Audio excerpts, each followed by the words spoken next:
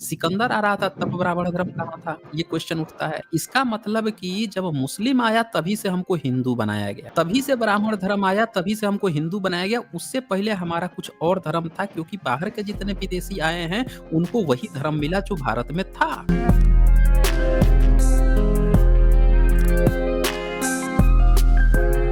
Fight for right आए हुए हैं काफ़ी देर से। चलिए इनसे थोड़ी बातें लेते हैं। हाँ जी, फाइट फॉर राइट। जय भीम सर। हाँ जी, जय भीम। जी, जी सर, बोलें। मेरा वो प्राइवेट चैट में हाँ, लिंक है, बताएँ। उसको ओपन करते हैं। ये सर रिजर्वेशन के बारे में मैंने जो है बनाया है, वो जो है दिखाया है सर उसमें। अच्छा, यहाँ पे नरेंद्र वर्मन जी लिख रहे हैं, सर पृथ्वीराज की हिस्ट्री पर ज़रूर वीडियो लाएँ। जी, मैं लाऊँगा। नरेंद्र जी आगे जो है, मैं ज़रूर लाऊँगा। ये आपने फाइट फॉर राइट ये किस पे आपने दिया है ये चीज़? ये उस पे है सर, क्या नाम, गूगल ड्राइव पे। ये मेरे ख़्याल से कट ऑफ का है ना? मैं शेयर कर रहा हूँ। जी जी जी, 1 मिनट। इसको सर शेयर कर दीजिए थोड़ा। करता हूँ share 1 minute. Rajasthan high court का कट ऑफ है। ये जनरल चलिए वाले जो देखते अपने हैं। को जो है बहुत बड़े जो है मेरिटधारी समझते हैं ना सर, हुँ। उनके बारे में जो है इसमें मैं दिखाना चाहता हूँ। ये अभी परसों रिजल्ट निकला है सर, ओके।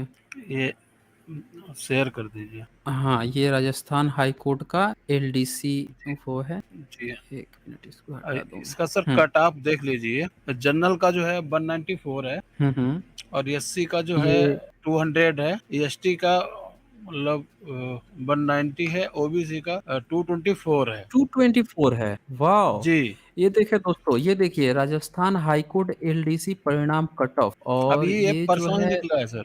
अच्छा और इसमें जनरल का जी, 194 कट ऑफ और ये बहुत एससी का बड़े सर वो 200 कट ऑफ। मेरिटधारी बनते हैं। और ये इसके दिन-रात नीचे जो भी है ये एक पेज है। आते हैं ताना मारने के लिए। और ये जी देखें जी एसटी का भी कट ऑफ 190 है, इनके एप्रॉक्स जी में है, जी। बिल्कुल। और ओबीसी 224 ये भी इनसे हाई है। तो एससी और ओबीसी दोनों हाई में हैं। एमबीसी ये भी, और एमबीसी ये भी बैकवर्ड में आते हैं, हाँ इनका भी इनसे ज्यादा है, 98 है। हाँ, देखें एमबीसी जो है ये भी 198 ये भी हाई है। और इवन जो है और इकोनॉमिक सर क्लास वाले भी इनसे हाई हैं। ये और ये इनसे जो है हाई है। जनरल सबसे वाले बड़ी वो बात ये कि हाँ। जनरल में जो गरीब हैं, मतलब जिनको इकोनॉमिक वीकर हैं, वो भी इनसे ज्यादा हुँ। हाई हैं। इसका मतलब ये सिर्फ जो है खाली गपोड़ते रहते हैं, मगर करते धरते कुछ है नहीं। इसके नीचे सर और देख लीजिए, सेकंड पेज है। इसके ये सेकंड पेज है। ये मैंने पूरा दिखा रखा है, इसमें जो है मैंने ये लिया। नॉन टीएसपी एरिया ओके ये जी हाँ, है। जनरल 194 है। हुँ। अच्छा। इसमें शेड्यूल कास्ट जो है 200 कट ऑफ है और जनरल का 194 है। अच्छा ये जी वही हाँ, वाला है। हाँ है ओके। वही। हुँ। अदर बैकवर्ड और शेड्यूल्ड ट्राइब देखें और ये जो हैं ये दिन-रात गपोड़ रहे हैं कि एक 30 नंबर लाता है, एक 80 नंबर लाता है, दोनों बराबर कैसे हुआ?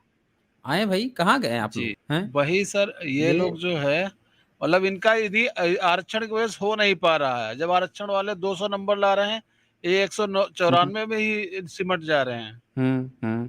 अब जबकि पता है क्या होना चाहिए था? इसमें क्या होना जी चाहिए सर। था कि ये जितने भी जो 194 जो कट ऑफ इन लोगों ने दिखाया है, इस जी। 194 से जितने भी जो एससी, एसटी, ओबीसी में जो हायर वाले हैं, इन सबका एज ए जनरल रिक्रूट करना चाहिए था। जी, बिल्कुल ये यही होना चाहिए था सर, मगर अब ये लोग और नहीं लेकिन कर ये रहे हैं ना, करते नहीं हैं। हाँ, ये करते अब नहीं नहीं हैं। कर रहे हैं। और पता है क्या बोलते हैं? बोलते हैं कि ये जो जनरल की सीट है, ये तो ओपन कैटेगरी है। ओपन अरे वो खाक ओपन कैटेगरी है। जब ओपन कैटेगरी है, तो जब ये कट ऑफ से ऊपर ला रहे हैं, जो शेड्यूल कास्ट और जो ओबीसी के, इनको ले लो ना फिर उसमें जनरल कैटेगरी में, क्यों नहीं लेते हो? इनको इन्हीं की कैटेगरी में क्यों मिलता है फिर जॉब मिलती है? तो बस ये यही एक यही बहुत तो बड़ा सर, घालमेल है ये। ये डिबेट में यही तो ऐसे समस्या। चिल्लाते हैं, "अरे ओपन कैटेगरी है, सब आ सकते हैं।" तो क्यों नहीं लेते हो फिर, जो कट ऑफ ज़्यादा लाता है तो? अब जी, जी। बैकवर्ड का सर 224 है, हुँ। और उसके बावजूद 194 जनरल हो रहा है। इनको शर्म आनी चाहिए। 194 हुँ। पर इनका हो रहा है, एससी वालों का 200 पर हो रहा है, और हाँ। इनका अदर बैकवर्ड जो है इनका 224 पर हो रहा है। तो शर्म इन लोगों को आनी चाहिए, हुँ। और ये बिल्कुल, आरक्षण पे बिल्कुल। रोते रहते हैं। ठीक है। ठीक है, फाइट फॉर राइट आपने बहुत एक अच्छा इन्फॉर्मेशन दिया और मेरे ख्याल से जिन लोग ये बात रोते हैं, उन लोगों को ये बात समझनी चाहिए कि सच्चाई क्या है और किस तरह से ये लोग जो है झूठ बोलते हैं। जी सर, अच्छा ओके। ठीक है फाइट फॉर राइट। चलें आगे भी आप आएँगे और इस तरह से कोई इन्फॉर्मेटिव डेटा होगा तो ज़रूर शेयर कीजिएगा। Thank you sir, thank okay. हुँ, हाँ जी, सचिन ऑफ़िशियल बताएँ क्या कहना चाहते हैं? हेलो, नमस्ते सर। हाँ जी, नमस्ते। सर मैं अभी मतलब कुछ दिन पहले आपके वीडियो से जॉइंट हुआ हूँ। अभी बस 5-6 हुँ, दिन हुए होंगे मुश्किल से। इससे पहले मैंने आपका चैनल नहीं देखा था। अच्छा। तो मतलब हुँ, काम तो कहीं-कहीं आपका अच्छा लगा मुझे, लेकिन कहीं-कहीं सर मैं सहमत नहीं हूँ। मतलब वैसे तो मेरा नाम सचिन साहू है, ओबीसी से बिलॉन्ग करता हूँ मैं सर। और हुँ, हुँ, मतलब देखता भी हूँ कि मतलब धर्म में कितनी बुराइयाँ कितनी नहीं हैं मतलब, और थोड़ा मतलब वैसे सेक्युलर टाइप का हूँ और मूर्ति पूजा वगैरह मैं भी कोई ज़्यादा मानता नहीं हूँ, और दोस्त वगैरह भी हुँ, हुँ, सारे हैं मेरे हिंदू, मुस्लिम और मतलब जो एससी एसटी में आते हैं वो भी सारे हैं मेरे दोस्त। और सर हुँ, हुँ, मैंने आपकी एक वीडियो देखी थी, उसमें मैंने कमेंट किया था जो आपने नालंदा यूनिवर्सिटी के बारे में बताया था। हुँ, हुँ। तो वहाँ पे मैंने कमेंट किया था, आपने कहा था कि मतलब ब्राह्मणों ने उसको बोल के तुड़वा दिया। तो वहाँ पे मैंने आपके कमेंट किया था, तो आपने लिखा यहाँ था पे कि वहाँ लाइव पे लाइव 1 डिबेट मिनट, में 1 आइए। मिनट। जी हाँ, सर। हाँ, हाँ। मैंने यहाँ पे कहीं नहीं पर कहा है सर कि ब्राह्मणों ने बोल के किसी को तुड़वा दिया। नहीं सर अच्छा ये तो नहीं आपने आप एक बात आपने बताई, चलिए ठीक है, 1 मिनट, 1 मिनट। थोड़ा लिस्ट ले जी लेता सर। हूँ आपको किन-किन बातों से असहमति है। एक पॉइंट तो आपने ये बता दिया नालंदा यूनिवर्सिटी का, और बताइए और किन-किन बातों से असहमत? सर और मतलब अभी मैं मतलब नया-नया जॉइंट हुआ हूँ, तो उसी में मैंने कमेंट किया था कि सर ये मतलब राजीव पटेल की बुक की बात कैसे मान लूँ? तो आपने कहा था ठीक है, अपना पॉइंट प्रूव नहीं करने के लिए आपने लाइव डिबेट आपने में आ आपने जाइएगा। बहुत आपने बहुत सारे कमेंट किए थे, बहुत अलग-अलग वीडियोज़ पे भी किए थे। तो नहीं सर, आपने नहीं, नहीं, एक नहीं, नहीं, नहीं। कोई कोई बात नहीं है, मैं मुझे नोट करने दीजिए। आपने कहा कि आपने कई सारे वीडियो देखे हैं 4-5 दिन में और आपको जो है जी, कई जी, सारे जी। बातें सही भी लगी या कई सारी बातों पर आपत्ति है। तो नालंदा विश्वविद्यालय पे आपको एक आपत्ति है, दूसरी आपत्ति बताएँ? जी सर, कुछ बातों पे है और कुछ बातें सही भी। हाँ, बताइए जिस पर आपत्ति हो सर तभी तो उस पे हम दूसरी तो चर्चा कर पाएँगे मतलब ना। जी, और मतलब मुझे ये लगता है कि अगर मान लीजिए हिंदू धर्म कब का भी हो, कैसा भी हो, लेकिन अगर उसमें कोई बुराई है तो मतलब क्या हमें मतलब पूरा रिलीजन छोड़ देना चाहिए कि उस बुराई को खत्म करना चाहिए? अच्छा, आपने कहा कि रिलीजन जो है उसको ख़त्म कर दिया जाए या बुराई को ख़त्म किया जाए, या ठीक है फिर ना? मतलब उसकी बुराई को खत्म किया जाए? जी हुँ, सर। हुँ, हुँ। और मतलब और एक पॉइंट मेरा ये भी है कि जैसे अभी हम लोग मतलब आप लोग या जो भी हैं मतलब डिबेट करते हैं इस बात पे कि मतलब हिंदुइज़्म और बौद्धिज़्म और एथीस्ट और नॉन एथीस्ट ऐसा। लेकिन सर मतलब कंट्री में मतलब प्रॉब्लम अभी इस टाइम मुझे जो मेन दिखती है वो मतलब मुझे इस्लाम में ज़्यादा मैं मतलब वैसा सोचता हूँ। हुँ, हुँ, हुँ। थोड़ा उस टाइप का कि मतलब जो टीचिंग्स हैं जैसे जो हिंदुइज़्म में टीचिंग्स मिलती हैं, वो सर मतलब ह्यूमैनिटी बेस्ड ही मिलती हैं। मतलब ह्यूमैनिटी के खिलाफ कुछ नहीं है, बस यही कास्ट सिस्टम और ये सब अगर हटा दिया जाए या मतलब इनको हटा तो मतलब हटाना वैसे मुश्किल ही लगता है। जैसे कि आप जैसे बोलते हैं ब्राह्मणवादी, मैं भी उस बात से कहीं न कहीं इत्तेफ़ाक रखता हूँ। वो लोग मतलब अपने आप को बहुत सुपीरियर दिखाते हैं, ये बात तो सही है और उन्होंने ही सबसे ज़्यादा बदनाम भी किया, अच्छा ये भी मैं मानता हूँ। अच्छा ठीक है, एक लेकिन एक सर चीज़ बताइए सचिन साहू एक जी बात सर। बताएँ हमें, आपको सावरकर कैसे लगते हैं? जी, जी। सावरकर के बारे में आपका क्या विचार है? सर सावरकर सर वैसे तो मैंने मतलब जितना सुना है, वैसे मैं ज़्यादा जानकार नहीं हूँ, मैं एक स्टूडेंट हूँ आपको बता दूँ अभी। हुँ, मतलब किस क्लास के ग्रेजुएशन कर रहा स्टूडेंट हैं? हूँ, मतलब उसी में जितना हिस्ट्री अच्छा वगैरह पढ़ी ग्रेजुएशन है कर रहे या हैं। नहीं, मतलब बस वही जानकारी है हुँ, मुझे। और सर मतलब हुँ, मैथ हुँ। स्ट्रीम से हूँ मैं, बाकी साइंस स्ट्रीम से भी हूँ। और तो फिर भी सावरकर तो के बारे हिस्ट्री में नाम तो सुना होगा ना? वगैरह में नॉलेज जितनी पढ़ी हुई है, बस थोड़ा थोड़ा बहुत है। वीर सावरकर का सावरकर जी नाम का तो नाम सुना सुना है होगा ना और मैं आपने? यही मानता हूँ कि मैंने जितना अच्छा जी, जी, वीर जी, सुना नाम है कि सुना है माफ़ी और वीर मैंने सुना है? जितना सुना है वही अच्छा वीर सावरकर नहीं, नाम मैंने सुना सुना है है कि वीर माफ़ी वीर सावरकर? सावरकर जी। अच्छा वीर सावरकर जी आपने नाम सुना है। बस यहीं सर पे आवाज़ कट रही सारी है जो आपकी। आपने प्रॉब्लम बताई अच्छा मैं बोल देता हूँ। आपने जो कहा ना कि वीर सावरकर जी सर का जी, नाम जी सुना है अब आ गई। हाँ, बस यहीं यहीं पे सारी प्रॉब्लम हेलो? है। सारी प्रॉब्लम की जड़ जो है थोड़ा-सा आप मुझे ख़्याल से आपको जी, जी। थोड़ा-सा टेक्निकल गड़बड़ी लग रही है। मैं आपको बता देता हूँ, कोई बात नहीं है। मैं आपको बता देता हूँ। आपका मैंने प्रॉब्लम नोट किया है। अब मुझे उत्तर देने दीजिएगा, सुनिएगा ध्यान से। देखिए, जब आप वीर सावरकर नाम सुनते हैं ना, तो और वीर सावरकर के साथ जी भी सुनते हैं, तो एक चीज़ तो यहाँ से क्लियर हो जाता है कि आपके पास जो सोर्स ऑफ इन्फॉर्मेशन अभी तक आते रहा है, वो वही आते रहा है जो ऊपर आप बात किए हैं। कि भई जी नालंदा सर। विश्वविद्यालय पे मैंने क्या कहा, आपको क्यों आपत्ति है, या फिर रिलीजन क्यों खत्म कर दिया जाए, हिंदुइज्म क्यों खत्म कर दिया जाए, या फिर जो है बुराई खत्म उसमें की जाए। ये सारी चीज़ें आपको आती है। जब आप वीर सावरकर, अगर आपने माफ़ी वीर सुना होता ना कि माफ़ी वीर सावरकर, तो आपके मन में इससे थोड़ा-सा उलट विचार आते। ठीक है ना? ये बहुत कुछ डिसाइड करता है कि ज हमारे पास सोर्स ऑफ इन्फॉर्मेशन, हमारे आइडियल कौन है, और जब हम हमारे जैसे आइडियल होते हैं ना, हमारी विचारधारा वैसे बनती है। अगर आप देखें कि आपको तो ये भी बात पता होगा कि सावरकर जो हैं उनको 3 महीने की जेल हुई थी। एक लड़की ने उन पर रेप अटेम्प्ट का केस लगाया था। विदेश में 3 महीना जेल में रहे थे। ये आपको जानकारी है सचिन ऑफिशियल? सर अभी तो नहीं हैं थी जी, मतलब, सचिन? लेकिन आप बोल रहे हैं तो मैं ये जी, मतलब आप बोल रहे हैं तो ये सही होगा, मैं ये मान के चल रहा हूँ सर। अभी ऐसी अच्छा, जानकारी मुझे थी नहीं वैसे अभी तक। आप बोल रहे हैं लेकिन सही होगा, अच्छा। क्योंकि आप अच्छा मैंने ये तो देखा अच्छा, है आपके कोई वीडियोज़ में कि कोई आप सही कोई बात ही कोई बोलते बात हैं नहीं है। ज़्यादातर। कोई बात जी नहीं सर। है। अच्छा, दूसरी जानकारी, वीर सावरकर को अगर कोई गाय बीफ खा रहा है, इस पर कोई आपत्ति नहीं थी। ये जानकारी है आपको? नहीं सर, ये भी नहीं है। और सर इस अच्छा, बात ये से भी तो नहीं है। मुझे भी काफ़ी देखिए, प्रॉब्लम है मतलब, लेकिन हुँ, मुझे है इस बात से, हाँ, अगर कोई खा रहा है तो मुझे होती है सर आपत्ति। हाँ, आपत्ति होती है, लेकिन वीर सावरकर को आपत्ति नहीं थी। जी सर। ठीक है ना? अच्छा, आपको ये कोई जानकारी बात है नहीं, कि उनकी वीर थिंकिंग। सावरकर जो हैं जब अंडमान निकोबार में गए थे, तो अंडमान जी। निकोबार जेल से सिर्फ़ अंडमान निकोबार जेल गए थे। वहाँ से सिर्फ़ जी सर। 3 लोग जो हैं उन्होंने माफ़ी माँगी थी, अपना माफ़ी पत्र लिखा था अंग्रेज़ों को, सिर्फ़ 3 लोगों ने, और वो तीनों के तीनों ब्राह्मण थे, जिसमें से 2 ब्राह्मण सावरकर और उनके भाई थे। ये 2 ऐसे ब्राह्मण थे, और एक और ब्राह्मण था, सिर्फ़ 3 लोगों ने माफ़ी माँगी थी कि मुझे माफ़ कर दीजिए, और मुझे जो है मैं माफ़ी माँगता हूँ, मुझे यहाँ से बाहर निकलना है। ये बात आपको जानकारी है? नहीं सर, ये भी नहीं है। सर वैसे मैंने अच्छा, ये भी मतलब नहीं वीर है। अच्छा, सावरकर कोई का बात नाम नहीं। केवल ऐसा सुना है कि मतलब वो मतलब स्वतंत्रता संग्राम सेनानी में साथ में थे हाँ। ये भी, और बाकी मैंने इनकी हिस्ट्री पढ़ी नहीं है वैसे वीर सावरकर की। अच्छा, कोई बात नहीं है, कोई बात नहीं है, थोड़ी-सी जानकारी मैं देता हूँ। अच्छा, सावरकर जो जी हैं, सर। ये तो आप जान गए। अच्छा, जेल से मान लीजिए कि आप अंग्रेज़ जो है आपको जेल में डाल दिया, तो जैसे जेल में तो अपने भगत सिंह भी पड़े थे जेल में, लेकिन जब जेल में गए तो उनको फांसी हो गई। जेल में वो गए, उनको फांसी हो गई। बहुत सारे लोग के जेल से तो छूट भी गए, लेकिन सावरकर जो थे ना, वो इतने वीर थे कि जब जेल से वो छूटे, तो उनको पेंशन मिलता था, और सरकार जो है उल्टे उनको पैसा भी देती थी। और पता है कितना पैसा देती थी? कई लोगों ने तो बताया, मतलब आंकड़ा निकाला गया है कि आज से अगर पैसे की तुलना करें, उस पैसे जो उनको पेंशन मिलते थे, वो सवा लाख के बराबर होते हैं। आज की डेट में अगर बात करें वो पैसे, उस समय की तुलना में तो सवा लाख। अब बताइए, आप जेल में गए, आपने माफ़ी भी माँगी, तो सरकार आपको पेंशन भी दे रही है।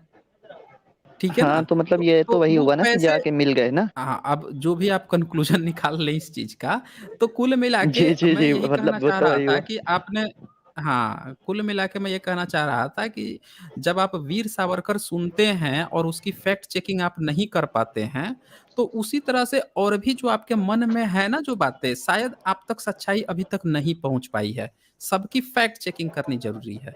अब आते हैं उस दूसरे नहीं, पॉइंट पे, जिस लेकिन सर हुँ, मान हुँ। लीजिए जी, जी, जी। अब उस दूसरे पॉइंट पे आ जाते हैं कि हिंदू धर्म जो है, क्या उसको खत्म कर देना उचित है, या उसमें जो बुराई है उसको खत्म किया जाए? ठीक है ना? ये एक मेन प्रश्न है। तो यहाँ पे हम ये जी। देखते हैं कि हिंदू धर्म है क्या? सबसे पहला तो यही सवाल आएगा कि भई हिंदू धर्म है क्या? क्या आप हिंदू हैं? क्या हम हैं? मान लेते हैं कि अगर हिंदू हैं तो किसी न किसी ने हमको नाम भी दिया होगा कि हम हिंदू हैं। और हिंदू धर्म की मूल विचारधारा क्या है? तो सबसे पहले हम इस बात पर चर्चा करते हैं कि हिंदू धर्म जो है ये कब नाम आया? फिर हम बात करेंगे कि इसका मूल विचारधारा जो है ये क्या है? तो आपको आइडिया है थोड़ा-सा भी कि हिंदू धर्म पहली बार कब आया भारत में? कब नाम पड़ा? नाम किसने दिया हिंदू? अरे सर, ऐसे तो मतलब आपके वीडियोज़ के हिसाब से देखें तो आप बोलते हैं कि 900 मतलब सीई से पहले उसके मतलब सबूत ही नहीं है। मैंने 1-2 वीडियोज़ देखे इस टॉपिक पे भी, तो हुँ, आपने हुँ, बोला है 900 हुँ। सीई के पहले उसके सबूत ही नहीं है। तो चलिए वो भी मान लेते हैं, सही बोला होगा जैसे आपने तथ्यों के हिसाब से। तो लेकिन सर अगर 200 साल पहले आए हो, मेरा कहना ये है कि अगर एक बार के लिए मान लें कि आज से केवल 200 साल पहले भी आया हो या केवल 100 साल पहले भी आया हो, लेकिन जब उसकी टीचिंग्स अच्छी हैं तो हम लोग उसको माने ना। मैं ये बोल रहा हूँ, जब वो टीचिंग्स अच्छी दे रहा है तो हमें मानना चाहिए। देखिए, एक बात को समझिए आप, टीचिंग वाली बात मैंने कहा ना कि वो दूसरे पॉइंट पे रखूँगा कि भई हिंदुइज़्म का बेसिक कोर टीचिंग क्या है, उस पर मैं सेकंड पे बात करूँगा। पहले हम इस बात पे चर्चा करते हैं कि हिंदुइज़्म या हिंदू जो नाम है, वो हमें किसने दिया? कब से हम लोग खुद को हिंदू कहने लगे? क्योंकि जब से हम हिंदू कह रहे होंगे, उससे पहले भी अपने को कुछ कह रहे होंगे। जैसे भारत में कुछ लोग अपने को आजकल मुस्लिम कहते हैं, कुछ लोग ईसाई कहते हैं, तो ऑफ सर कोर्स वॉइस थोड़ा ग्लिच कर रही है आपकी थोड़ी। देखिए ओके सर, ओके। हाँ, भारत में ऐसे बहुत लोग हैं जो अंग्रेज़ों के समय से अपने को ईसाई कहने लगे। भारत में ऐसे बहुत से लोग हैं जो मुस्लिम के आने के बाद से अपने को मुस्लिम कहने लगे। तो उनसे पहले जी वो सर। अपने को क वो अपने से उनसे पहले अपने को कुछ न कुछ तो कहते होंगे। लेकिन वो मुस्लिम बन गए, वो ईसाई बन जी, गए। तो हम भी कहीं न कहीं हिंदू थे, उससे जी, पहले कुछ न कुछ तो ज़रूर रहे होंगे, ठीक है ना? कहीं न कहीं किसी ने हो हमको जी, हिंदू जी, ज़रूर बनाया होगा और हिंदू जो जी है सर।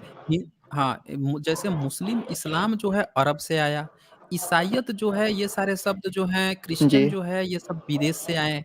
तो उसी तरह से हिंदू शब्द भी भारत का नहीं है, ये भी कहीं विदेश से आया है। हिंदू शब्द जो है हमारे किसी धर्म जी, ग्रंथ में नहीं मिलता। आप जिस ब्राह्मण धर्म ग्रंथ को कहते हो कि हिंदुइज़्म का रामायण है, महाभारत है, राम ने कभी अपने को हिंदू नहीं कहा, ना कृष्ण ने हिंदू कहा। वो उसने इतने सारे उपदेश दिए, किसी को नहीं कहा कि तुम हिंदू बन जाओ। वेद में कहीं हिंदू शब्द नहीं आया, उपनिषद में नहीं आया, बौद्धों के ग्रंथ में हिंदू शब्द नहीं आया। तो भैया जब भारत के किसी भी जो पुराने ग्रंथ हैं, उनमें जब हिंदू आया ही नहीं, इसका मतलब कि जब से हमको किसी ने हिंदू बनाया है, तो किसी पक्का बाहरी आके बनाया है। जैसे किसी ने ईसाई बिल्कुल, जी। बाहर से आके ईसाई जी, बना जी। दिए, कोई बाहर से आके मुस्लिम बना दिया, तो हिंदू भी पक्का कोनो विदेशी बनाया हमको। ये बात समझ रहे हैं आप? सर वो तो मतलब हम भले हिस्ट्री ही में खुद टीचिंग मतलब जो है सुने, मेंशन किया हुआ है सुने, कि हम हिंदू भले पहले ही वर्ड नहीं बोला जाता देखिए था हम लोगों को। हाँ, तो यही मैं कह रहा हूँ ना, हम जी, भले जी। ही अपना जी, जी। टीचिंग जो है, टीचिंग भले ही हम ब्राह्मण धर्म का अपना लें या टीचिंग जो है बुद्ध धर्म का अपना लें या किसी का भी अपना लें, लेकिन हम जब अपने को हिंदू कहते हैं तो पक्का हमको किसी ने हिंदू बनाया है कि वही बाहरी शब्द है और ये जो है हमारा अपना धर्म का नहीं शब्द है। अगर हम ब्राह्मण धर्म जैसे वेद हमारा धर्म होता, उपनिषद हमारा धर्म होता, तो ऋषि मुनियों ने कुछ न कुछ हमको नाम दिया होता। कुछ तो दिया होता ना, कोई ना कोई तो हमारे धर्म का ज़रूर नाम होता। लेकिन सबका नाम है हिंदू नाम ईरानी नाम है जिसको गाली-गलौज शब्द है। आर्य समाज तो सीधे-सीधे गाली देते हैं, हिंदू शब्द को ही गाली देते हैं। वो भी तो वेदों के सबसे मानने वाले हैं। उन लोगों तो वो तो अपने को आर्य कहते हैं कि हम आर्य समाजी हैं। लेकिन यहाँ पे हम लोग अपने को आर्य ना कह के जब हिंदू कहते हैं तो इसका मतलब पक्का हमको नहीं पता है। आर्य समाज 1875 में ग्रहण हुआ, उससे पहले वो लोग भी खुद को हिंदू कहते थे। उन्होंने रियलाइज़ कर लिया कि भाई हम जो है हिंदू नहीं हैं, तो उन्होंने आर्य कहना शुरू कर दिया। प्रार्थना समाज ने, ब्रह्म समाज ने, सबने अपना-अपना नामकरण कर लिया, सबको पता चल गया कि वो हिंदू नहीं है। अब सवाल हम पे है कि हम लोगों को कब पता चलेगा कि हम हैं क्या, हिंदू नहीं हैं तो? ये सवाल बनता है। तो इसीलिए मैंने कहा कि टीचिंग पे मैं पहले बाद में बात करूँगा, सबसे पहले हिंदू पे बात करूँगा कि हम एक्चुअल में हैं क्या? हमारा नाम क्या है? हमारे धर्म का नाम क्या है? अगर हमारे धर्म का नाम हिंदू है, तो आर्य समाज क्यों अपने को आर्य समाज कह रहा है? प्रार्थना समाज, ब्रह्म समाज और तरह-तरह के समाज जो बन रहे हैं, विवेकानंद जो है रामकृष्ण परमहंस क्यों बनाते हैं? मिशन क्यों बनाते हैं? ये लोग जो हैं क्यों अलग-अलग समाज बना के अपना नाम क्यों बदल दिए? क्यों नहीं अपने को हिंदू कहना शुरू किए? ये हम लोगों को सोचना पड़ेगा। हम उनको अपना आदर्श मान रहे हैं, फिर भी अच्छा ब्राह्मणों के ग्रंथ को अच्छा मान रहे हैं, फिर भी अपने को हिंदू कह रहे हैं। तो एक चीज़ तो आपको क्लियर हो गई होगी ना कि हिंदू शब्द हमारा नहीं है, धर्म ग्रंथों के भी हिसाब से। सर वो तो धर्म ग्रंथों की बात ही नहीं, वो तो हिस्ट्री में भी लिखा हुआ है कि वो हमारा नहीं है, वो तो बाद में लिखा है दिया ना गया। कि हम हाँ, एग्ज़ैक्टली यही बात है कि हमें हमें एक झूठ जो है हम लोग बोलते आ रहे हैं कि हम हिंदू हैं।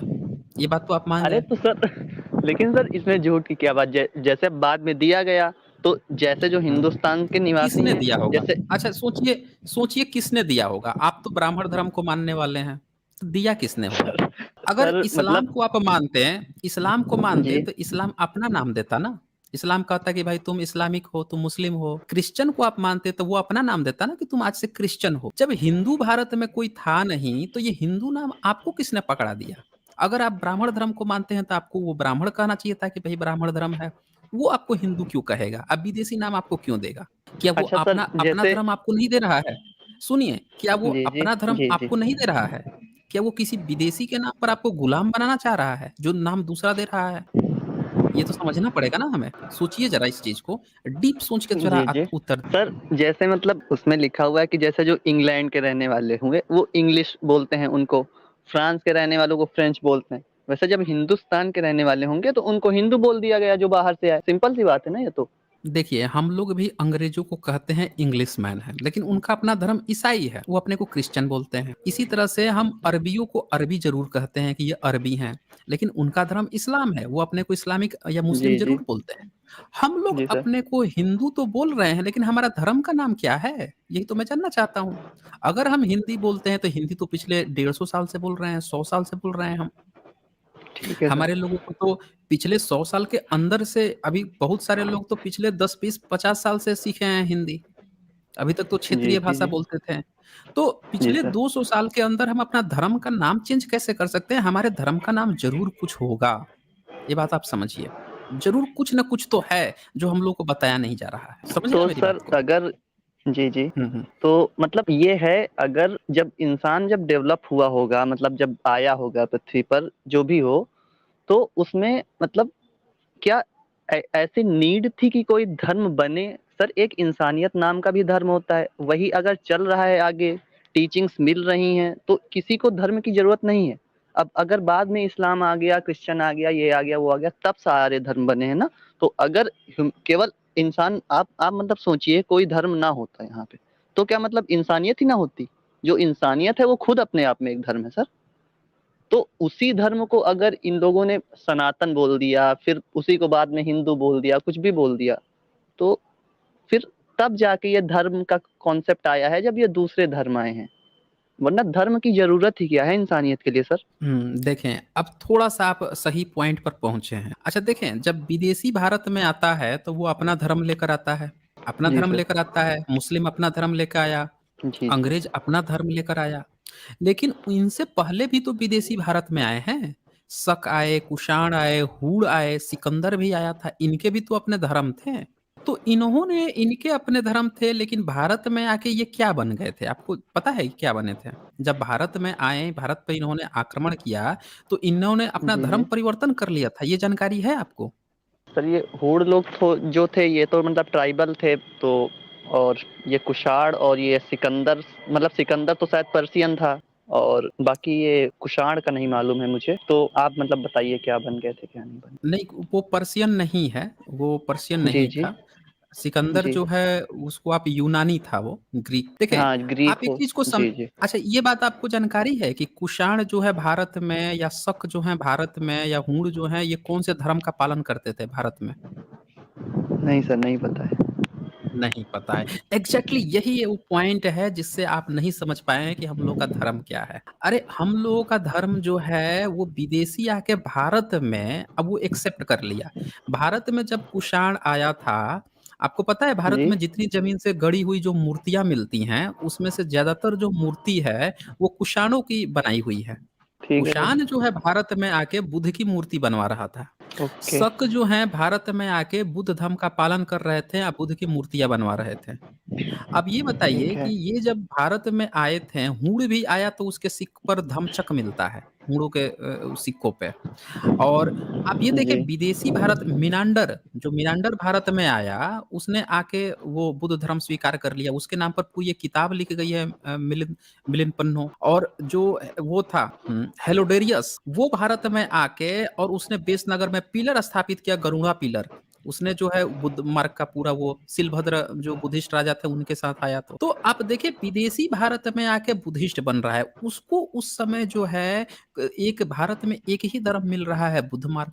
अगर उनको भारत में कोई हिंदू धर्म मिलता, कोई वैदिक मिलता, रामायण महाभारत वाला या ब्राह्मण धर्म मिलता तो वो एक्सेप्ट करता। देखता कि अरे यहाँ तो ऋषि-मुनि हैं, इनका भव्य सारी चीज़ें हैं और ये इनका इतना धर्म है, उसमें वो जाता, लेकिन वो सब बुद्धिस्ट बन रहे हैं। भारत से जो है चीन पूरा बुद्धिस्ट बन गया, जापान बन गया, कोरिया बन गया, श्रीलंका बन गया, म्यांमार बन गया, चारों बगल बुद्धिस्ट ही सब बन रहे हैं, अगल-बगल के पड़ोसी। जहाँ पे जो चीज़ होती है उसके अगल-बगल वही धर्म बनते हैं। आप अरब से अगल-बगल के देश क्या बने जब इस्लाम आया तो? इस्लाम ही देश बने ना, इस्लामिक देश, क्योंकि अरब का जी, वहाँ पे जी। उद्गम हुआ।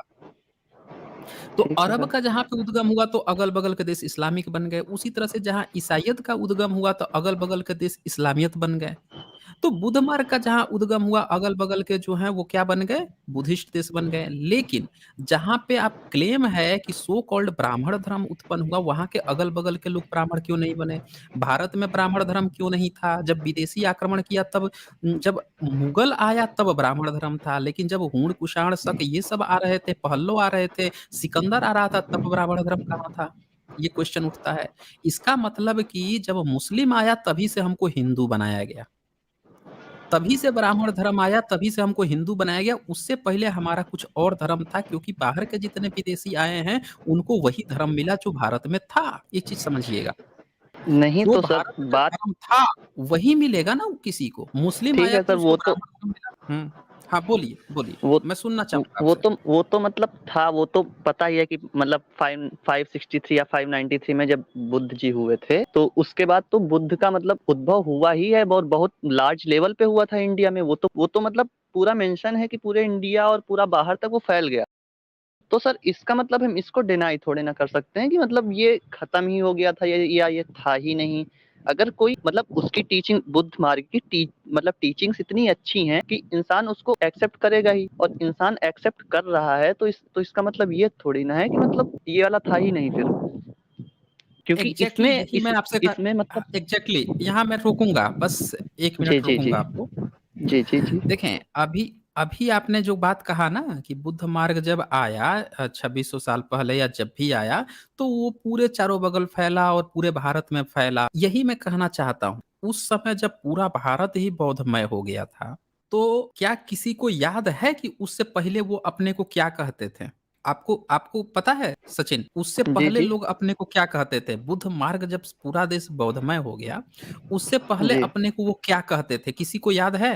सर मतलब पूरा हो गया था वो तो सही है हुँ, आपका हुँ। कि पूरा हो हुँ, गया हुँ। था बौद्ध में। हुँ, लेकिन हुँ, हुँ। हिंदुइज़्म खत्म हो गया था या फिर उस अब आप बोलेंगे उस टाइम हिंदुइज़्म नहीं, नहीं सुने बोलते थे, मेरी बात जो सुने, भी था। जी। नहीं हिंदुइज़्म नहीं था उस समय, एक चीज़ याद जी, जी, रखिए, वही थोड़ा वही बात। हाँ, शब्दों का चयन पे ध्यान दीजिएगा। लेकिन हाँ, लेकिन सर अगर हमें आपको अगर नहीं उस पता है, टाइम सुनिए मेरी बात, मेरी बात जी, जी। सुनिए। जब जी। आप पूरी तरह से बुद्धिस्ट बन गए, पूरा देश बुद्धमय हो गया, तब किसी को नहीं याद है कि उससे पहले अपने को वो क्या कहते थे।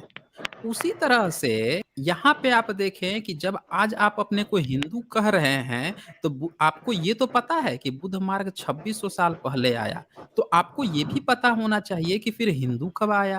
जब पूरा देश बुद्धमय है यानी कि आपके भी पेरेंट्स, पूर्वज, हमारे भी पूर्वज, सारे भारत के पूर्वज, चाहे वो हिंदू, मुस्लिम, सिख, ईसाई कुछ भी हो, सबके पूर्वज इसका मतलब कि बुद्धिस्ट बन चुके थे या बुद्ध मार्ग पालन करते। ये बात तो क्लियर है। आपको भी क्लियर होनी चाहिए ये बात। आप एग्री करते हैं सर इससे? सचिन, सचिन अगर इससे आप किसी ल एग्री करते हैं? सुनिए मेरी नहीं बात। सर, क्या आप इस बात नहीं से सर, नहीं, नहीं नहीं, करते? नहीं, नहीं। अच्छा, आप ये क्यों मानते हैं क्योंकि कि सर क्योंकि सर अच्छा नहीं सुनिए, सुन लीजिए, मैं भी पॉइंट रख सचिन लूँ एक। सचिन मेरी बात जी, जी, सुनिए। जी, सुन रहा अच्छा हूँ। रखिए, जी, जी, बताइए। रखिए, रख लीजिए। अच्छा, हुँ, तो सर मतलब ये मान रहा हूँ कि अगर बुद्ध धर्म फैला, बहुत लार्ज लेवल पे फैला, तो हुँ। लेकिन पूरा ये खत्म हो गया, मैं इस बात से एग्री नहीं करता हूँ कि मतलब पूरा नहीं, खत्म ही हो गया। ठीक है, कोई बात नहीं है। आप ये कहते हैं कि पैरेलल में आपका हिंदुइज़्म ज़िंदा था। आप हाँ, ये कहना जिंदा चाहते हैं था मतलब मतलब कहीं। ब्राह्मण जी, धर्म, जी। आपका ब्राह्मण धर्म ज़िंदा हाँ, था। वो आप जो भी बोल लें उसको। ठीक है, ठीक है, आपका ब्राह्मण धर्म ज़िंदा था। अब सवाल ये उठता है कि फिर सबूत होने चाहिए कि भई आपका ब्राह्मण धर्म कब ज़िंदा था? सबूत तो देना पड़ेगा। जैसे मान लेते हैं कि जब ये आए थे कुषाण आया, उसने थोड़ा-सा आपका बैकग्राउंड साउंड आ रहा है, तो हाँ जी। देखिए, जब कुषाण आया तो उसने आके भारत में बुद्ध मार्ग अपना लिया, पहलव शक सब अपना लिए, सारे राजा बुद्धिस्ट बन गए, तो प्रजा भी जो है वो बुद्धिस्ट ही होगी। कुछ आप कह रहे हैं कि चलो कुछ ब्राह्मण धर्म था, हमने मान लिया कि था। अब सवाल ये आता है कि जब हम मानते हैं कि ब्राह्मण धर्म था तो हमें सबूत की जरूरत होती है। जैसे बुद्ध मार्ग के जमीन खोदने पर पूरे बुद्ध की मूर्तियां मिलती हैं, उनके इंस्क्रिप्शन मिलते हैं। उसी तरह ब्राह्मण धर्म के भी मिलने चाहिए थे कि उनका कोई वेद था, कोई उपनिषद था, ये सारी चीजें थी। अच्छा, जब पूरा देश वो बन गया, बुद्धमय बन गया, सब लोग बुद्धिस्ट बन गए, तो कितनी प्रतिशत आबादी जो है वो ब्राह्मण धर्म का पालन करती थी? ये मान लेते हैं कि 5% ले लेते हैं, क्योंकि अभी भी ब्राह्मणों की संख्या 3% है।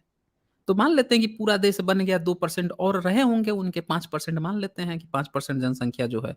आप कहेंगे कि नहीं और बढ़ा लीजिए, चलो 10% ले लेते हैं। क्योंकि भारत में जो आज भी जो ओबीसी वर्ग है, पिछड़ा शूद्र वर्ग है, उसको तो ब्राह्मण धर्म में शूद्र बनाया गया है। वैश्य को भी 11वीं-12वीं सदी तक शूद्र ही रखा गया था, तो देश की तो 90-92% जनसंख्या ऐसे ही शूद्र ही थी। तो सवाल ही नहीं उठता है कि उस समय जो है कोई ये था। तो हम चले आपके हिसाब से मान लेते हैं 5 से 8% मान लेते हैं कि इतने लोग आपके हिंदू धर्म तब भी होंगे। आपने कहा हमने मान लिया।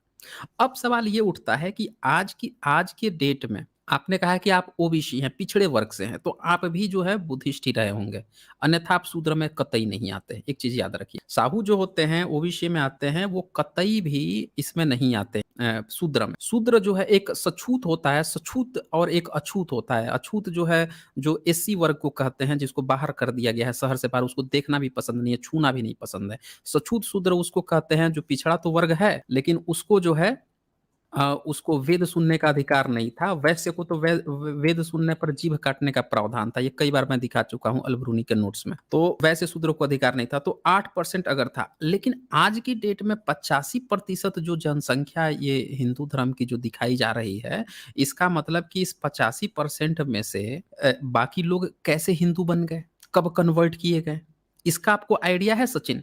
मैं आपसे जानना चाहता हूँ। आज जो 85% या 80% दिखाई जा रही है और एक समय जी, आपके जी। अनुसार 8% थे, ये कैसे कब कन्वर्ट किए गए हैं हिंदू में या ब्राह्मण धर्म में? इसका आइडिया है आपको? सर वो तो जब मतलब भक्ति मूवमेंट स्टार्ट हुआ उसी में पूरा हिंदुइज्म फैला था बाद में। और ये मतलब आप जब से बोलते हैं कि मतलब ये 11वीं शताब्दी के बाद से नहीं, जो कि भक्ति भक्ति मूवमेंट अलग है, ब्राह्मण धर्म अलग है। भक्ति मूवमेंट में वेद का अधिकार नहीं है इनको। भक्ति मूवमेंट में आप जिसकी चर्चा कर रहे हैं कि सिद्ध और नाथ जो परंपरा के लोग थे, आपको पता है नाथ जो लोग होते हैं जैसे गोरखनाथ हैं, ये लोग सर मुड़ा जी, के जी। रहते हैं, बुद्धिस्ट की तरह रहते हैं, पूरे बुद्धिस्ट होते हैं ये, जी, प्रॉपर अपने बुद्धिस्ट योगी होते हैं। आदित्यनाथ। हाँ, तो ये लोग जो हैं बुद्धिस्ट की तरह होते हैं, हालाँकि ये भी थोड़े से ब्राह्मणवादी टाइप के अपना फ़ॉलो करने लगे हैं अब लोग। लेकिन यहाँ पे जी, एक चीज़ जी। ध्यान दें, सिद्ध और नाथ जो हैं ईश्वर को नहीं मानते थे। ये लोग जो हैं ईश्वर को, आत्मा को नहीं मानते थे, उत्तरवर्ती बुद्धिस्ट थे, लेकिन इनमें भी धीरे-धीरे वो चीज़ें आती चली गई, आज की डेट में ये बन गए हैं। लेकिन अभी भी ये फुल्ली कन्वर्ट नहीं हुए हैं। जी। आज भी जो लोग प्रॉपर हैं उत्तरवर्ती बुद्धिज़्म में, वो फुल्ली अपने को हिंदू नहीं कहते हैं कि मैं हिंदू। एक चीज़ आप ध्यान दीजिएगा। ये वेद को नहीं मानते हैं, जो प्रॉपर सिद्ध और नाथ परंपरा का होगा, आप देखें तुलसीदास को देखें, तुलसीदास को इन लोगों ने बाहर भगा दिया। वो तुलसी शर्मा उसका नाम लिखा गया है भविष्य पुराण में कि वो शर्मा था, लेकिन उसने संस्कृत का उसको यूज़ नहीं नहीं किया उसने। उसने वेद का कहीं पे नहीं यूज़ किया। वो क्या लिख रहा है? अवधी भाषा में लिख रहा है रामचरितमानस। मस्जिद में जाके सो रहा था, अपनी जान बचाने के लिए मस्जिद में रहता था। ये ब्राह्मण सब उसके पीछे पड़ गए थे। मस्जिद में मुसलमानों से माँगता था खाना-पीना, खाता था। अपनी किताब जो लिखता था वो उसका एक टोडरमल दोस्त था मुस्लिम वो दरबार में, उसके यहाँ किताब रखवा देता था, नहीं तो ब्राह्मण उसको मार डालते। तो उसी तरह से आप बाकियों को देखिए, सूरदास को देखिए, इन्होंने भी संस्कृत में नहीं लिखा। तो इन लोगों को संस्कृत का अधिकार नहीं था, कबीरदास को संस्कृत पढ़ने का अधिकार नहीं था, रैदास को संस्कृत पढ़ने का अधिकार नहीं था। तो ये लोग भले ही आप आज की डेट में कह दे रहे हैं कि भक्ति मूवमेंट में ये लोग थे, लेकिन ये लोग कभी भी संस्कृत का इस्तेमाल नहीं किए। आप उनको भी ले लीजिए, गुरु नानक जी को भी ले लीजिए, उन्होंने अपनी लोकल भाषा इस्तेमाल की, लेकिन उन्होंने भी संस्कृत इस्तेमाल नहीं की। ये चीज़ आप समझिए कि आप जिस भक्ति मूवमेंट को हिंदू का नाम देना चाह रहे हैं, उन लोगों ने भी कभी कबीर वाले कबीरपंथी कहलाए, रैदास वाले रैदासी कहलाए, गुरु नानक जी वाले सिख कहलाए। वो कभी भी हिंदू नहीं थे, ये याद रखिएगा। संस्कृत का भी अधिकार नहीं था। ये पॉइंट थोड़ा गौर कीजिएगा। हिंदू में आप कब बने हैं? इसका मतलब कि आप 14वीं 15वीं सदी तक भी हिंदू नहीं थे। इसका यही मतलब निकलता है कि 15वीं 16वीं सदी तक भी आप हिंदू नहीं थे। आप कब आपको कन्वर्ट करके हिंदू बनाया गया? इस पर ज़रा गौर कीजिएगा। जी, सचिन सोचिए इस चीज़ पर कि आपको हिंदू कब लेकिन बनाया गया? जी, ठीक है, वो मैं मतलब सोचूँगा, लेकिन हुँ। जो मेन हिंदुइज़्म का वो हुआ था सर, मतलब लार्ज हुँ। स्केल पे मतलब लोगों ने हिंदुइज़्म अपनाया था, वो तो सर शंकराचार्य और जब ये फिर भक्ति मूवमेंट इन्हीं के टाइम पे हुआ था। वो तो पूरी नहीं, हिस्ट्री ये भी बताती है गलत सर। इन्फॉर्मेशन नहीं, ये भी गलत इन्फॉर्मेशन दिया गया है। शंकराचार्य अपने को अद्वैती कहता था, उसने अपने कहीं भी किसी सिद्धांत में हिंदू नहीं कहा है उसने। उसने अपने किसी भी सिद्धांत में हिंदू नहीं कहा है, उसके अनुयायी आज भी अपने को वेदांती ही कहते हैं। वो अद्वैत का पालन करते हैं जिसमें वो ब्रह्मा ईश्वर ईश्वर, परमेश्वर, आत्मा सबको जो है एक ही मानते हैं। ये अद्वैती जी, होते हैं, जी, इसको वही, प्रछन्न वही, बौद्ध कहा वही। गया। उसको तो सर प्रछन्न बौद्ध कहा गया। सुनिए, उसको प्रछन्न इन्हीं को बौद्ध मेन कहा गया। सनातनी बोलते हैं ना? जी, जी। नहीं, इनको मेन सनातनी नहीं बोलते हैं। यही तो ख़ास बात है कि 9th सेंचुरी में आए, सनातनी कहाँ से हो जाएँगे? 9th सेंचुरी में आए हैं। आप आज जिस हिंदुइज़्म आप जिसको कह रहे हैं, उसकी 3 शाखाएँ मानी गई है। एक शैव मार्ग जो 9th सेंचुरी में आया, दूसरा वैष्णव मार्ग जो 13th सेंचुरी में आया और तीसरा शाक्त मार्ग जो कि आपकी 14वीं सदी में आया, 14वीं 15वीं सदी में। इन 3 मार्गों को आपने बना रखा है कि ये हिंदू आप कहते हैं इनको। इन लोगों ने कभी अपने को हिंदू नहीं कहा, इनकी कोर फिलॉसफी में कहीं हिंदू शब्द नहीं है। तो आप जो है ना 9th सेंचुरी के बाद के जो 3 कोर आए हैं, इन तीनों के फाउंडर ब्राह्मण थे। इसमें अभी भी शूद्र का कोई रोल नहीं है। शंकराचार्य जो अद्वैती है, वो शूद्रों को कहता है वेद मत पढ़ो। ब्रह्मसूत्र में साफ-साफ लिखा है, कई बार दिखा चुका हूँ। सीधे-सीधे कहता है कि शूद्र जो अगर वेद सुन ले तो उसका जो है वो कान में शीशा पिघला के डाल दो। अगर उच्चारण कर दे वेद तो उसका जीभ काट दो। ऐसे-ऐसे प्रावधान करता है। तो आप देखें कि 9th सेंचुरी में आपको संस्कृत पढ़ने का हक नहीं है, वेद जानने आज आपका वो धर्म कैसे हो सकता है अचानक से? नहीं हो सकता ना। आप भले ही हिंदू अपने को बन रहे हैं, आइडियोलॉजी में घुस रहे हैं, लेकिन आपका ये धर्म नहीं है। अब यहाँ पे एक सवाल आता है, चलिए हिंदू पे हमने बहुत बात कर ली, अब आइडियोलॉजी पे बात कर लेते हैं हिंदू धर्म की। आइडियोलॉजी और उसका जो रिलीजन उसकी टीचिंग्स पे बात कर लेते हैं, हिंदू धर्म की टीचिंग क्या है? जी, हिंदू जी। धर्म की जो कोर टीचिंग है वो ये है कि आपको अपने कास्ट का पालन करते रहना है, आपको अपनी जाति पालन करनी है। ये इसका कोर नहीं सर, टीचिंग यहाँ है। मैं रोकूँगा आपको। नहीं सर। देखें, सचिन ऑफिशियल मेरी बात सुनिएगा।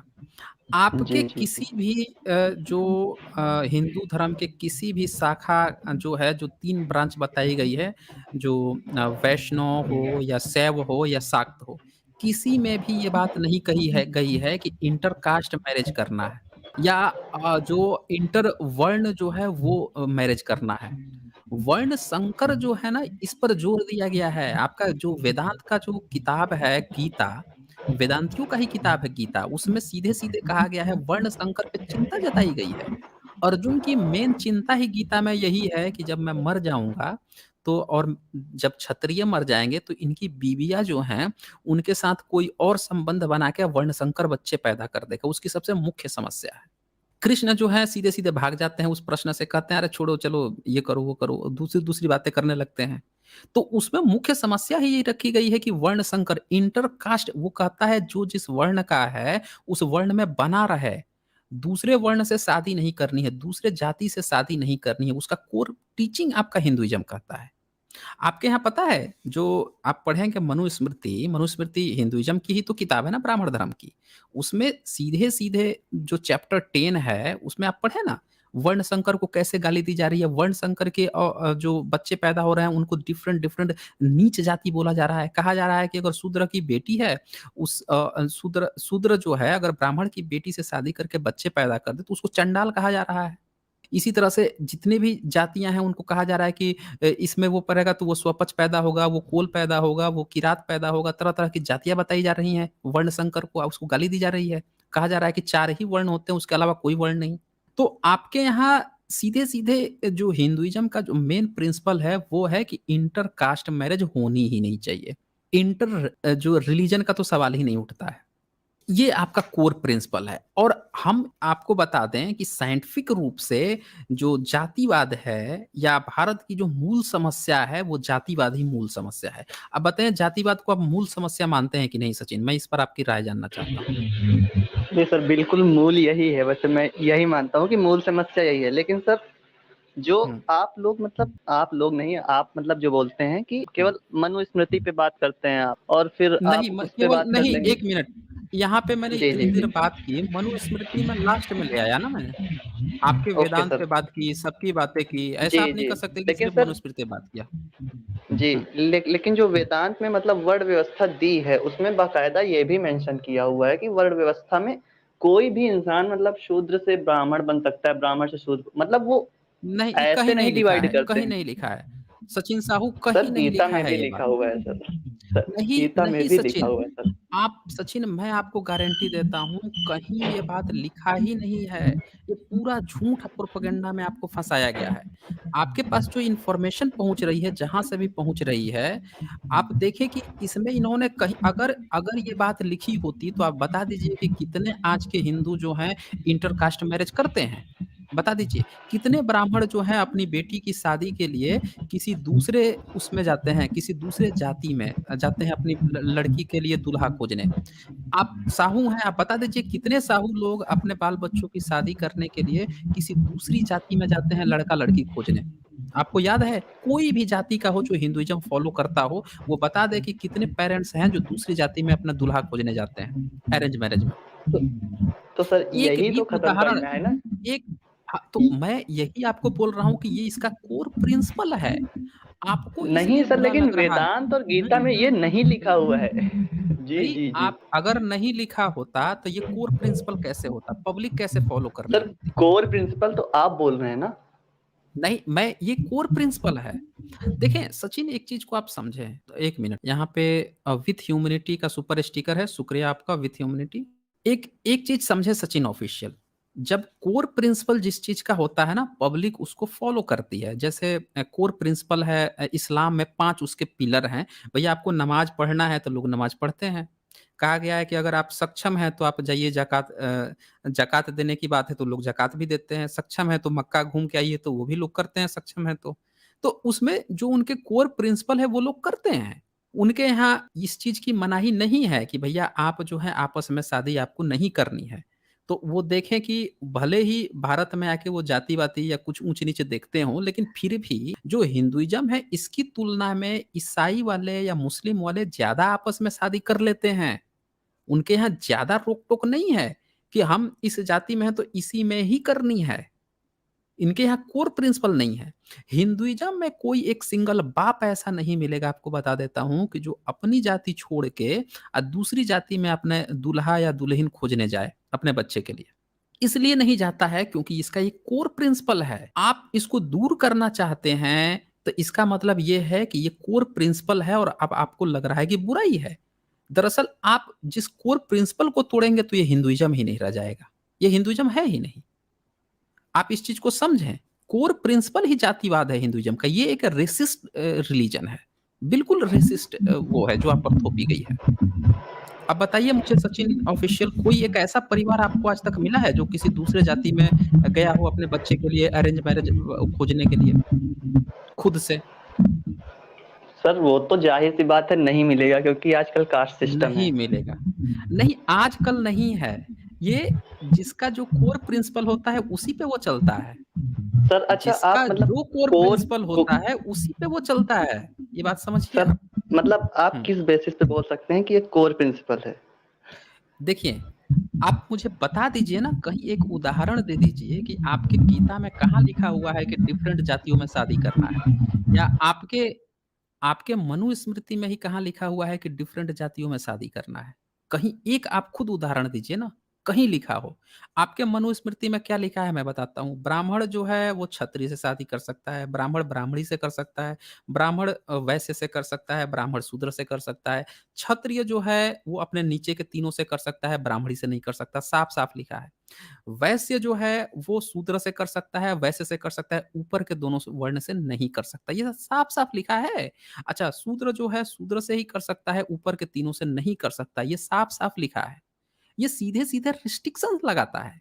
आपका गीता जो है वो साफ-साफ कहती है कि भैया चारों वर्ण जो है कृष्ण ने मैंने पैदा किया है। वो एक्सेप्ट करता है कि मैंने पैदा किया है और वो ये भी कहता है 18th चैप्टर के 41 नंबर श्लोक में ये बात कहता है कि ये चारों जो वर्ण हैं, आगे वो सबका एक-एक करके बताता है कि गुण और स्वभाव के कारण ये चीज़ें चलती हैं। अब आप ये बता दीजिए कि जब पहली बार उसने 4 वर्ण बनाए थे, तो किस आधार पर उसने 4 वर्ण कर देगा?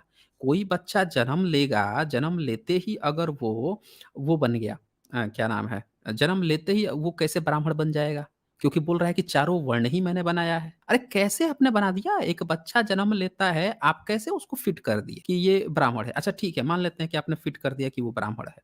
अब वो अगर ब्राह्मण है, ब्राह्मण बन गया, जन्म ले लिया और उसने कुछ कर्म किया, आपने उसको ब्राह्मण बना दिया गीता के अनुसार। उसने कुछ कर्म किया पहली बार और आपने उसको क्षत्रिय बना दिया। फिर तीसरे बंदे ने कुछ काम किया, आपने उसको वैश्य बना दिया। चौथे ने कुछ काम किया, आपने उसको शूद्र बना दिया। बना दिया चारों को।